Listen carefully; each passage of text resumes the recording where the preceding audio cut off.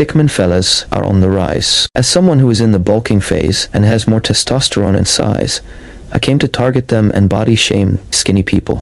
But as the title suggests, I'm coming for a specific person, named Easy, actually. And for his specific video, becoming smart is easy, actually. Because becoming smart is not easy, actually. And the whole video is not even remotely related to being smart, but being practical and knowledgeable. Smart. In most of the world, you're told that it takes 12 years of school, plus 4 years of college, plus 6 years of graduate school to become smart. But what you actually become is homeless. It's a no-brainer that traditional education is no longer a determining factor in being intelligent, as it seems that traditional education is no longer valid even in job recruitment. In the long run, the invalidity of the diploma in job recruitment will be the biggest contribution to the transformation of traditional education itself into a kind of hobby in the society's perspective on traditional education. Today, instead of reading books that take days, if not weeks to read, people prefer to watch video essays of YouTubers who make inferences from those books. And although these video essays doesn't make people professors, as he pointed it out, neither does traditional education. The lost importance of traditional education will not come back. Yet 10 minutes of YouTube videos will not replace it either. Even if you think your genetics make you dumb,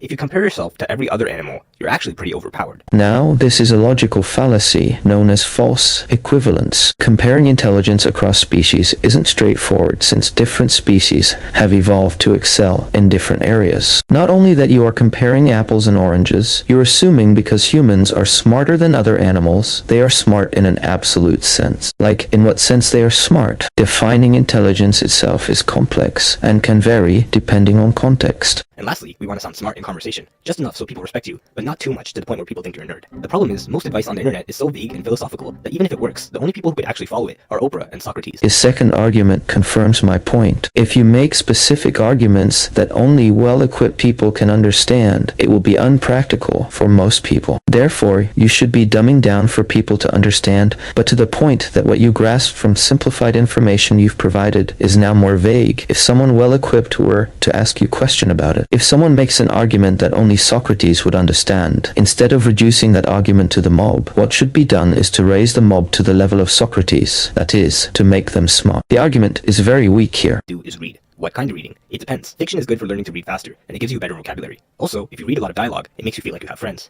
But most people go straight for nonfiction, which indeed is the key to being able to casually drop interesting knowledge in conversations. I made a whole video about this. I don't want to repeat myself, but basically nonfiction provides a broader intellectual resource and fiction books provide a deeper, more abstract one. Crazy how we all chimpanzees, right? But actually, evolution is non-linear, and several human species inhabit Earth simultaneously, none of which can even remotely considered as chimpanzees. Well, this is considered polite by the standards of a YouTube comment section. In real life, saying well actually before proving someone wrong will make you instantly unlikable. Change the well to easy, and now we're talking. Oh boy, there will be a lot of hate. His third argument is reading books. Here's the catch. Here, collecting trivia from books does not make you smart. Let's say you're edgy, and during a cult ritual where edgies gather, you saw a pretty girl, and to get her interested you mention about will to power that you just learned. But unfortunately for you, she knows more than you do. You have no backup argument other than just repeating whatever is you observe from the book and severe nodding to put John Bonham to shame. If you had read Darwin and definitely Schopenhauer, you would have been able to make a counter-argument, and as a result, you would have created the grounds to present your own view because you have already validated your knowledge